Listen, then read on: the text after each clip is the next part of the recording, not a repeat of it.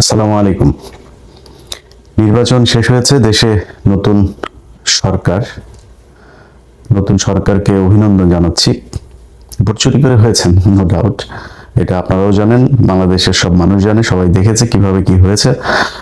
এমনকি প্রধানমন্ত্রী তারেক রহমান তিনি যে আসনটাতে ঢাকাতে নির্বাচিত হয়েছেন সেটা নিয়েও অনেক কি বলবো যে বিতর্ক আছে, এবং সেই বিতর্কগুলোর খুব যৌক্তিক ভ্যালিড গ্রাউন্ড এখানে আছে। সো আমরা সেই বিতর্কে না যাই, যেহেতু যারা বিরোধী দলে ছিল, প্রধান বিরোধী দল এখন বাংলাদেশ জামাত ইসলামী, সে জামাত ইসলামী নিজেই আপনাদেরকে অভিনন্দন জানিয়েছে, তারা মেনেও নিয়েছে, এবং সারা দেশে অবশ্যই নির্বাচন পরবর্তী কিছু সহিংসতা হয়েছে, সেটাও যে মানুষগুলো মারা গিয়েছে সেই মানুষগুলো মারা না গেলে না যাওয়াটা খুবই খুবই আশাব্যঞ্জক হতো, এবং সেটাই প্রত্যাশিত ছিল। তারপরও মারা গিয়েছে, এক জায়গায় একজন নারী ধর্ষণের ঘটনাও ঘটেছে। এইসব বিষয়গুলো নিয়ে আমাদের অবশ্যই উদ্বেগের ব্যাপার আছে। তারপরেও এখন মোটামুটি বলা চলে পরিস্থিতি কিছুটা শান্ত।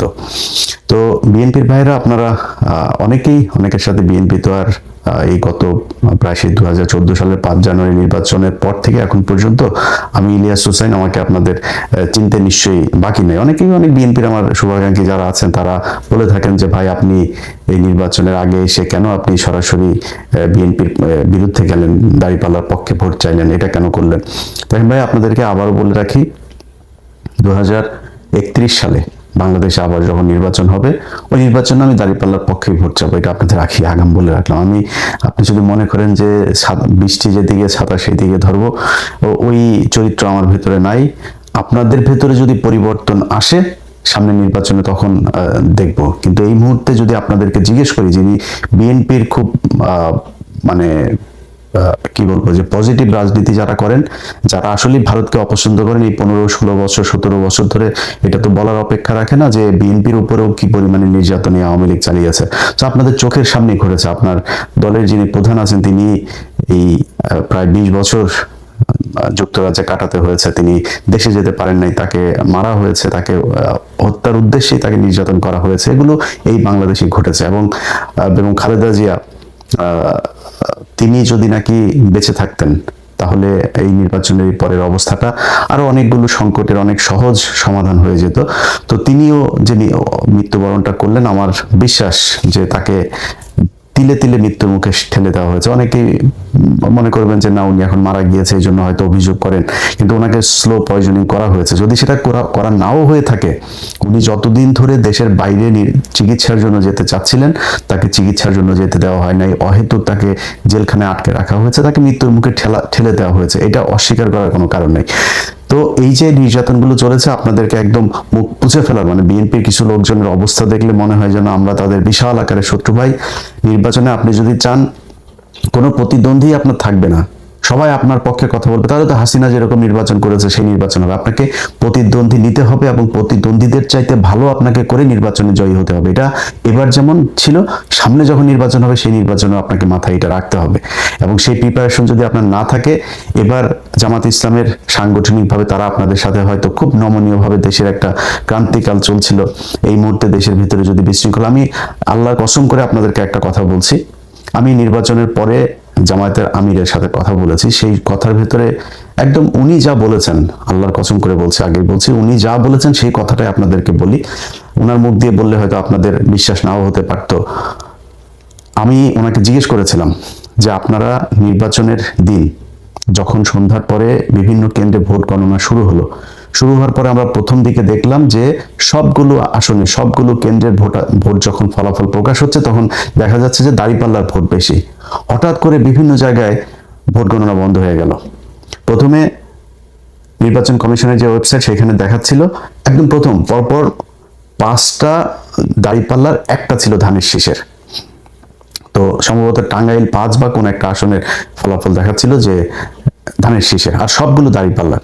এখন এই সময় এসে নির্বাচনের ফলাফল ঘোষণা করা বন্ধ হয়ে গেল। তো বন্ধ হওয়ার পরে যখন কিনা আপনি করলেন, একসাথে কয়েকটা কেন্দ্রের কয়েক ঘন্টা পরে আপনি দিলেন, 2-3 ঘন্টা থেমে থেকে তারপরে হঠাৎ করে একসাথে, যেমন তারেক রহমানের যে আসনটা, খালেদুজ্জামান ভাই যেখানে দাঁড়িয়েছিল, খালেদুজ্জামান যখন কিনা সম্ভবত 17টা না কয়টা আসনের ফলাফল তারা একসাথে রিটার্নিং অফিসার আপনার সাইন করে দিয়ে দিয়েছেন। যে এটার আলাদা কোনো খবর নাই যে কোন কেন্দ্রে কতটুকু, যেটা আমি নির্বাচনের আরো 1 সপ্তাহ আগে থেকে বারবার বলছিলাম যে কারচুপি যেটা হতে পারে, এই যে বলা হয় মানে আধ্যাত্মিক কথাবার্তা বলা হয়, ভারত আমাদের এখানে জোর করে বসায় দেওয়া যায়, ভারত যা চায় তাই হয়, আমেরিকা যা চায় তাই হয়, এটা আমি মানি না, এটা আমি মানতে চাইও না, ভবিষ্যতেও মানবো না, যে তারা এসে তারপরে ওই কালো জাদু করে তারপরে কাউকে ভোট বেশি পাওয়া যায়। এটা আমাদের দেশের যে ইঞ্জিনিয়ারিং যে মেকানিজম সেটার মাধ্যমেই এটা করা হয়। তো সেটা কিভাবে করা হয়, ধরেন আপনি ফলাফল ভোট হয়েছে এক রকমের, আর রিটার্নিং অফিসারের অফিসে যখন যায় তখন রিটার্নিং অফিসার ঘোষণা দেয় আরেক রকম। এই জন্যই আমি বারবার বলেছিলাম যে প্রতিটা কেন্দ্রের ফলাফল, কেন্দ্রে যারা থাকবে এজেন্টরা, তারা ওই কেন্দ্রের ফলাফল ঘোষণা করে তারপরে এই কেন্দ্র ছাড়বে। কিন্তু জামাত ইসলামের বিভিন্ন জায়গাতে এই অভিযোগটা আমি নিজেও পেয়েছি যে জামাতের ধরেন এক জায়গায় আমি জামাতের একজনকে জিজ্ঞেস করছিলাম এই যে কি বললেন মামুনুল হকের কেন্দ্রে, তো মামুনুল হক হুজুরের এই কেন্দ্রটাতে আমি 100% গ্যারান্টি দিয়ে বলতে পারি যে উনি পাশ করেছেন, ববি হাজ্জাজ এখানে পাশ করেন নাই, কিন্তু ওনার এখানে এজেন্ট নাই। পরে আমি জিজ্ঞেস করলাম যে এই কেন্দ্রটাতে এজেন্ট ছিল, পরে উনি খোঁজ নিয়ে আমার জানালেন যে ওইখানে একজন নারী এজেন্ট ছিল, তিনার ছোট বাচ্চা ছিল, তিনি চলে গিয়েছেন, আরেক জায়গায় একজন গিয়েছিলেন নামাজে, ওই ফাঁকে যা করা করে ফেলেছে। সো আপনাকে এই প্রিপারেশন রাখতে হবে যে এমন একজনকে দিতে হবে যে 24 ঘন্টা থাকতে পারে, যতক্ষণ দরকার হয় এই ফল বের না হওয়া পর্যন্ত তাকে থাকতে হবে।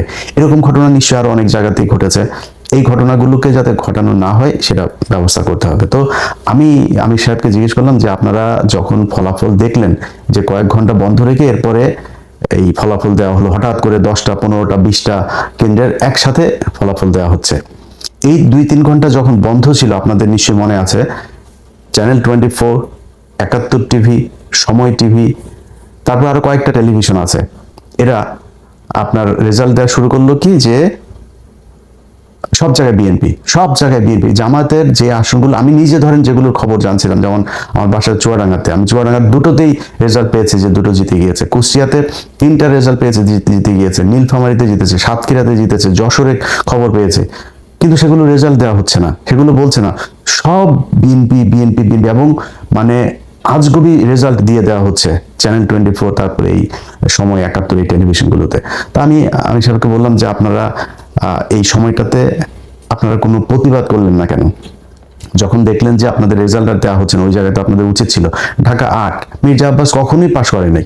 মির্জা আব্বাসের এখানে কি হয়েছে সেটা বাংলাদেশের সব মানুষ দেখেছে, যে বিএনপি করে সেও জানে কিভাবে পাশ করানো হয়েছে তাকে। তো এই জায়গাগুলোতে তো আপনারা যখন দেখলেন যে ঠিক আছে ঢাকা 13 আমার শেষ, 13 পুরো এস্টাবলিশমেন্টটা আপনি 14 নিয়ে যেতে পারতেন, 11 নিয়ে যেতে পারতেন, 8 নিয়ে যেতে পারতেন, এটা করা হয় নাই কেন? যেমন নাহিদের আসনে জামাত ইসলামের বিশাল প্রস্তুতি ছিল, সেখানে কিন্তু কারচুপি করার সর্বোচ্চ চেষ্টা করা হয়েছে, শেষ পর্যন্ত পারে নাই। তো এখন এইখানে এগুলোতে করা হলো না কেন? মির্জা আব্বাসের আসনটাতে সেখানে যেখানে যেখানে কোনো সিল মারা নাই, এক জায়গায় কালো দাগ আছে, তারা নিজে নিজে দাগ দিয়েছে, দাগ দিয়ে তারা বলেছে যে এটা এই পেয়েছে। নির্বাচন কমিশন সিদ্ধান্ত দিল যে যেখানে যেখানে কালো দাগ পেপারের যে কোনো এক জায়গায় যদি নাকি থাকে, দাগ থাকে, সেটাই ধানের শীষ হিসেবে গণ্য করা হবে। কেন? ধানের শীষ ছাড়া কি আর কোনো মার্কার নাই ওইখানে? এটা করা হয়েছে। তো এই আমি যতটুকু আমি আপনাদের কাছে সবকিছু বলছি না, আমি যতটুকু ভেতরে মানুষজনের সাথে কথা বলে বুঝেছি যে এই নির্বাচনটা আসলে এরকম একটা ফলাফল জামাতকেও আগে থেকেই বলে রাখা হয়েছিল যে আপনাদেরকে মেনে নিতে হবে। পরিস্থিতি যদি আপনাদের ইয়েতে যায় এবং সেই ক্ষেত্রে যদি কোনো দেশে খারাপ একটা দিকে যায়, তখন কিন্তু আপনারা সামলাতে পারবে না, আমসালা সব সমানে যাবে। জামাত ইসলাম মেনে নিয়েছে, ঠিক আছে, আমরা তো মানে ভাই জামাত ইসলামের হারানোর কিছু নাই। জামাত ইসলাম আজকে বাংলাদেশের প্রধান বিরোধী দল, 32% ভোট পেয়েছে তারা, না 37% ভোট পেয়েছে তারা, বিএনপি পেয়েছে 52%, খুব বেশি পার্থক্য নাই তো এত কিছু করার পরেও। এই যে আমরা গত প্রায় 1.5 বছর, বিশেষ করে সবশেষ 6টা মাস ধরে আমরা বট বাহিনীর কথা শুনেছি। তো বট বাহিনী হইলে 32% সব কি বট নাকি? ভোট কি অনলাইনে হয়েছে, ফেসবুকে হয়েছে? ভোট তো সরাসরি হয়েছে। তাহলে এই যে 37% ভোটটা পেলো জামাত ইসলাম, তাহলে এই ভোট কোথেকে আসলো? অতএব জামাত ইসলাম ভোট পেয়েছে, এবং জামাত ইসলাম যেই ভোট পেয়েছে, যদি সব বিতর্কের বাইরে যে মনে করি যে নির্বাচনটা সুষ্ঠু হয়েছে, এই সুষ্ঠু নির্বাচন হয়ে থাকলো জামাত ইসলামের জন্য বিশাল ব্যাপার। আজকে এই 2026 সালে এসে আমরা কথা বলছি, কারণ আমাকে যদি আপনি জিজ্ঞেস করেন যে ভাই বিএনপি জিতে গেল, জামাত হেরেছে, তাতে সমস্যা কি? জামাত কি সারা জীবন ক্ষমতায় থাকবে নাকি? আমি জামাতকে পছন্দ করি, জামাত সারা জীবন ক্ষমতা, জামাত বিরোধী দলে যাবে, জামাত ক্ষমতায় আসবে, এটাই তো আমরা চেয়েছি। তাতে সমস্যাটা কোথায়? শেখ হাসিনা দেশে নাই, এটার চাইতে সন্তুষ্টি আর কিছু নাই। এখনো ভাই, এখনো মাঝে মধ্যে ঘুম থেকে ওঠার পরে মনে হয় যেন শেখ হাসিনার কি নাই, আসলে এটা সত্যি কল্পনার ভেতরে আসে। তো আমার কথা হলো যে আপনারা যখন কিনা একসাথে রাজনীতি করেছেন, একসাথে জেল খেটেছেন, একসাথে গুম হয়েছেন, এখনো পর্যন্ত বিএনপির লোকজন আপনার খুঁজে পাওয়া যায় না। এরকম অনেক মানুষ আছে না? ইলিয়াস আলী কোথায় আমরা জানি না, চৌধুরী আলম কোথায় জানি না, এরকম অনেক মানুষ আছে যাদেরকে খুঁজে পাওয়া যায় না। এই যে যিনি এমপি নির্বাচন করেছেন তুলি, তিনার ভাই জানি না এখনো সে কোথায় আছে। এই যে গুমগুলো হয়েছে, খুনগুলো হয়েছে, খিলগাঁয়ের জনি, তার বুকের মধ্যে 10টা না 12টা গুলি করা হয়েছে, মৃত্যুর পরেও তার বুকে গুলি করা হয়েছে। এগুলো কি ভাই অনেকদিন আগের কথা নাকি? মাত্র এই 2-3 বছর আগের মধ্যে এর মধ্যে সবকিছু ঘটেছে। আজকে আপনারা কোথায় থাকতেন? সেই জামাত ইসলাম আজকে প্রধান বিরোধী দল, কথা বলতে পারে, তার একটা কর্মীর উপরে কোনো নির্যাতন হলে সরাসরি যায় সে প্রতিবাদ করতে পারে, সে সেখানে যায় মানে প্রতিরোধ গড়ে তুলতে পারে। তো এটার চেয়ে বড় আর কি হইতে পারে? বিএনপি এখন ক্ষমতায়, ভাই স্বপ্ন দেখেছেন, এটা স্বপ্নেও কল্পনা করেছেন যে 2026 সালে তারেক রহমান প্রধানমন্ত্রী হবে? এখন কথা বলতে গেলে তো ভাই অনেক বড় বড় কথাবার্তা বলা যায়। আমরা এই কথাবার্তা নিয়ে যদি তর্ক করতে চান, তর্ক করে পারবেন না। আমরা ওই যে 10 ডিসেম্বর আমরা দেখি না ইয়েতে আপনার যে মিটিংটা হইলো আপনাদের, শেষ পর্যন্ত নিয়ে গরুর হাটের মধ্যে নিয়ে ই করতে দিতে চেয়েছিল, আপনার জনসভা করতে দিতে চেয়েছিল, মনে আছে সেটা? সারা দেশের মানুষ মানে একটা শ্বাসরুদ্ধকর পরিস্থিতির মধ্যে বসবাস করত। একটা ককটেল ফুটেছে, তাও অনেক দূরে, সেই কাকরাইল মোড়ে না কোথায়, আপনার মহাসচিব পরবর্তী কর্মসূচি ঘোষণা না করে দৌড় দিয়েছিল, আবার ফের স্টেজে উঠে এসে এরপরে কর্মসূচি ঘোষণা করে তাড়াতাড়ি দৌড়। এটি তো আপনারা ভাই খালেদা জিয়ার বাসার সামনে বালুর ট্রাক সরাইতে পারেন না 1.5 বছর। এটাই তো আপনারা। খালেদা জিয়াকে জেলখানায় নিয়ে গেছে, কিছু করতে পেরেছেন?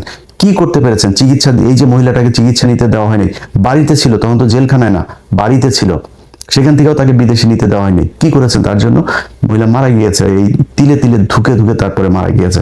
সো এত বড় কথাবার্তা বলে লাভ নাই। এই দেশে আপনি রাজনীতি করবেন, বিরোধী দলে যাবেন, আবার ক্ষমতায় আসবেন, সরকারি দলে থাকবেন, বিরোধী দল আপনারা অনেকভাবে জ্বালাবে, সব ঠিক আছে, এটা পার্ট অফ পলিটিক্স। কিন্তু আওয়ামী লীগ যদি ক্ষমতায় আসে, আওয়ামী লীগ যখন আপনার বিরোধী দল বা আপনি বিরোধী দল আর আওয়ামী লীগ সরকারি দলে থাকে, ওই সময় পরিস্থিতি কি হয় সেটা আপনারা এই গত 15 বছরে দেখেছেন। অতএব এইটুকু দিয়েই চিন্তা করেন। আজকে সারা দেশে বিভিন্ন জায়গায় আমরা দেখছি যে করা হচ্ছে, কি বলে, ওই যে আওয়ামী লীগের পার্টি অফিসগুলো আপনারা খুলে দিচ্ছেন। এই যে পার্টি অফিসগুলো খুলে দিচ্ছেন না, এটা যদি মনে করেন এই আমাদের এই বুকের ভেতরে না এটাতে ব্যথা হয়। এই যখন দেখি যে আওয়ামী লীগের পার্টি অফিস, আজকে সকালে আমি যখন এই ভিডিও রেকর্ড করছি তখন বাংলাদেশ সময় সকালবেলা দেখলাম যে মাদারীপুরের ওই দিকের কোন এক এমপি সহ, এক নারী এমপি সহ আরো 3 জনের জামিন হয়েছে। কোন গ্রাউন্ডে জামিন হলো? কিভাবে জামিন হইলো? এগুলো যদি মনে করেন যে আওয়ামী লীগ আপনার জন্য বেটার অপোজিশন, এই 17 বছরের শিক্ষা না হইলে তার কিছু বলার নাই। যদি শিক্ষা হয়ে থাকে তাহলে এগুলো থামায়। আওয়ামী লীগ বাংলাদেশে রাজনীতি করতে দিবেন, কোনো সমস্যা নাই, রাজনীতি যে মনে চায় করুক। আওয়ামী লীগ কি করেছে, কিভাবে দেশ চালিয়েছে বাংলাদেশে মানুষ দেখেছে। মানুষ যদি তারা ভোট দেয় করতে দেন, কিন্তু বিচার হইতে হবে। এই একজন এমপি কিভাবে ছাড়া পায়? সাধারণ কর্মী, গ্রামের ওয়ার্ডের একজন কর্মী, তারে নাই বুঝলাম যে আপনি 1.5 বছর হয়েছে, ওকে ঠিক আছে, ওরে ছাড়ো এবার। তো একজন এমপি কিভাবে ছাড়া পাইলো? শেখ হাসিনার পরিবার রাজনীতি করতে পারবে যদি চায়। এগুলো আপনারা যখন বলেন তখন খুব কষ্ট হয়। যেই কারণেই নির্বাচনের আগে এসে আমাদের এই পক্ষ সরাসরি নেওয়ার কোনো সুযোগ ছিল না। আজকে যারা এই প্রশ্ন করেন যে ভাই কেন দাঁড়িপাল্লার পক্ষে গেলেন, তারা গতকাল যখন কিনা শপথ নিল ওই সময় কিছুটা টের পেয়েছেন যে কেন আমরা জামাত ইসলামের পক্ষে গিয়েছিলাম। তারা প্রথম দিনেই এই শহীদের এতগুলো রক্তের সাথে তারা বেইমানি করেছে। এই গাদ্দারি আল্লাহ সহ্য করবে না। আপনি আজকে প্রধানমন্ত্রী হয়েছেন, মায়ের জানাজায় অংশ নিতে পেরেছেন, তারপরে শেষ মুহূর্তে পর্যন্ত অন্তত লাশ তো দেখতে পেরেছেন। এটা এই শহীদদের কারণে। এই যে কয়দিন আগে মানুষগুলো মারা গেল, এরা জামাত ইসলাম, আওয়ামী লীগ, বিএনপি কোনো রাজনৈতিক দল বুঝতো না। এরা সাধারণ মানুষ। দমন পীড়ন নির্যাতন, দেশের এই খারাপ অবস্থা, এগুলো দেখে তারা আস্তে আস্তে প্রতিবাদী হয়ে উঠেছে, তারপরে রাস্তায় নেমেছে, গুলি খেয়েছে, মারা গিয়েছে, শহীদ হয়েছে। তাদের সাথে গাদ্দারি করলেন জুলাই সনদ বাস্তবায়ন করতে গিয়ে। তো এই জিনিসগুলি যদি না করেন তাহলে আমাদের ভাল লাগবে। আপনারা দেশ চালান, কোনো সমস্যা নেই, আপনাদের কাছ থেকে রুটি খাইতে যাব না। রুটি খাওয়ার লোক বহুত আছে, যারা খাইতে চায় তাদেরকে দেন, কোনো সমস্যা নেই। আমার একটাই পলিসি, সেটা হয়েছে যে ইন্ডিয়া এই দেশে কোনোদিন আর মাতবাড়ি করতে পারবে না। অতএব এই ইন্ডিয়া আওয়ামী লীগ এখনো পর্যন্ত সেই ইন্ডিয়ার সবচেয়ে পছন্দের দল, এবং আওয়ামী লীগ এই দেশে ক্ষমতায় আসলে আবারও ইন্ডিয়া সেই আগের মতোই করবে। সো তাদেরকে আসতে দিয়ে না, আপনাদের পায়ে ধরে অনুরোধ করলাম, আর কিছু না। তো যেটা বলছিলাম যে জামাতের আমির উনি এই কথাটা বলেছেন যে আমাদের যদি নাকি ওই সময় ইলিয়াস আমরা যদি নাকি গ্যাঞ্জাম করতাম, তাহলে আমাদের কাছে গোয়েন্দা তথ্য ছিল যে এখানে আওয়ামী লীগ নামবে মাঠে, এবং আওয়ামী লীগের সাথে বিএনপির কিছু লোকজন নামবে, নেমে তারা প্রচন্ড বিশৃঙ্খলা করবে, দেশটা একটা গৃহযুদ্ধের দিকে যাবে। আমরা ওই দিকে যেতে চাই নাই, এই জন্য আমরা কোনো কিছু বলি নাই। তো এই যে জামাতের আমিরের মতো একজন মানুষ এতটুকু মানে স্যাক্রিফাইস করেছে, ধরেন আমি জামাত ইসলাম পাশ করলে কি হইতো, হ্যাঁ হয়তো ধরেন মনে করেন যে আমার জন্য বাংলাদেশের রাস্তাটা অনেক ইজি হয়ে যেত, আমি ভাই বাংলাদেশে গিয়ে মন্ত্রীও হইতাম না, এমপিও হইতাম না। এমপি হইলে আমি তো হয়তো জামাতের কাছে চাইলে আমার এমনিতেই দিত, আমি হইতে চাইনি তো ভাই। তো আমি চাইনি ওইটা, আমি এখনো চাই না, ভবিষ্যতেও চাবো না, এটা আল্লাহ বাঁচায় রাখলে তারপরে দেখবেন। আমার রাস্তা ভাই ওই একটা আওয়ামী লীগ আর ইন্ডিয়া, এর বাইরে কিচ্ছু নাই। কিন্তু উনি তো প্রধানমন্ত্রী হইতেন, যিনি প্রধানমন্ত্রী হইতেন সেই ব্যক্তি মানে এত ঠান্ডা মাথায় আমার সাথে বলতে পারেন যে ইলিয়াস আমরা ওই সময় কিছু করলে দেশের অবস্থাটা খারাপ হইতো। আগে বলেছি, আল্লাহর কসম করে বললাম যে এতটুকু স্যাক্রিফাইস উনি করেছেন। তো সেই মানুষগুলোর জন্য আপনারা মানে ন্যূনতম সৌজন্যতা বোধ, সহযোগিতা, সহমর্মিতা দেখাইতে পারবেন না?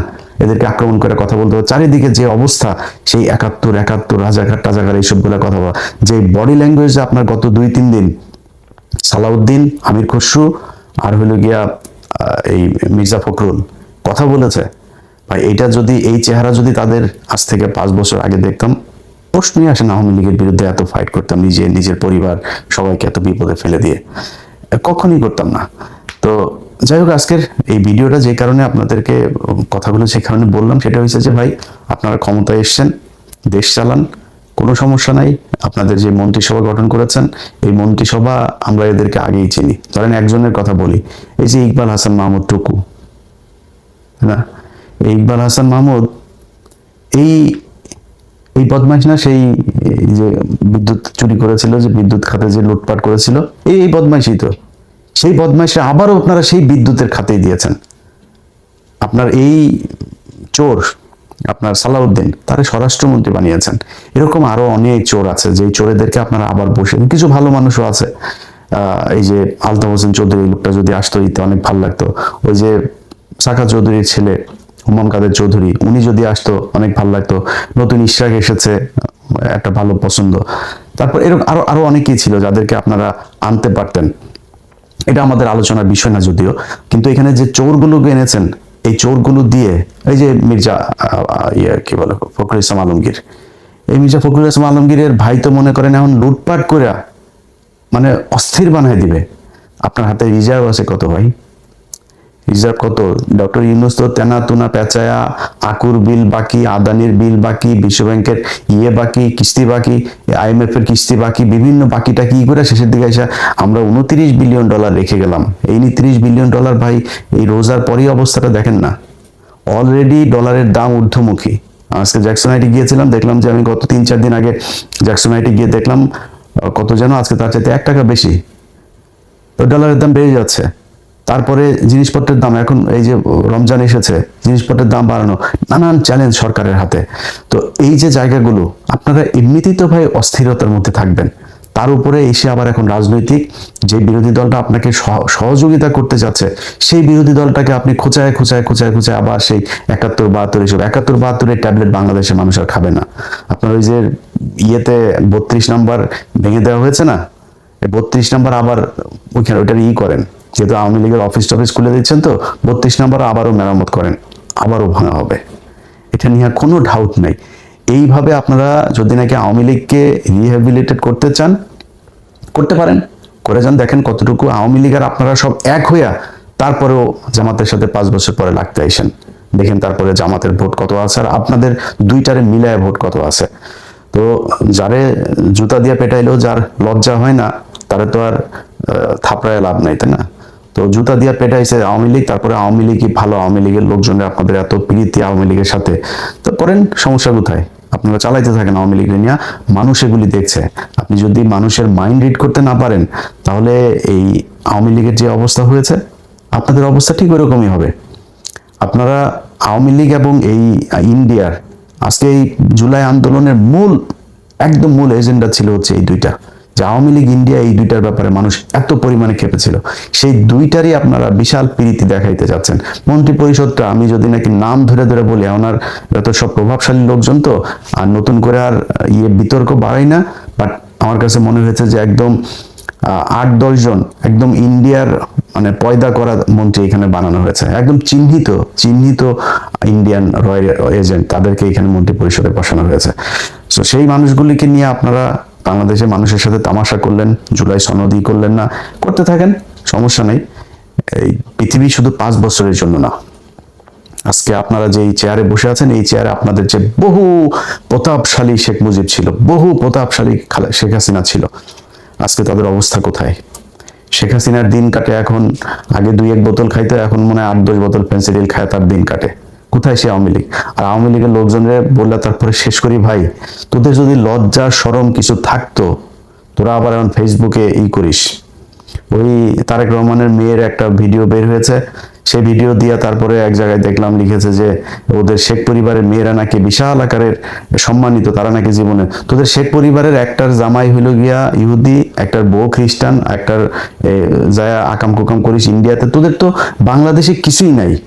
তারেক রহমানের মেয়ে কোন গানে গিয়ে বন্ধু বান্ধবীর সাথে পড়াশোনা করে, সেখানে গিয়ে সে ফান করেছে, সেটা তো বহুত ছোট জিনিস। তারেক রহমানের তো আর তার মেয়েরে তো আর ওই লন্ডনে তো আর ফেলে দিয়ে আসে না আরেকজনের সাথে।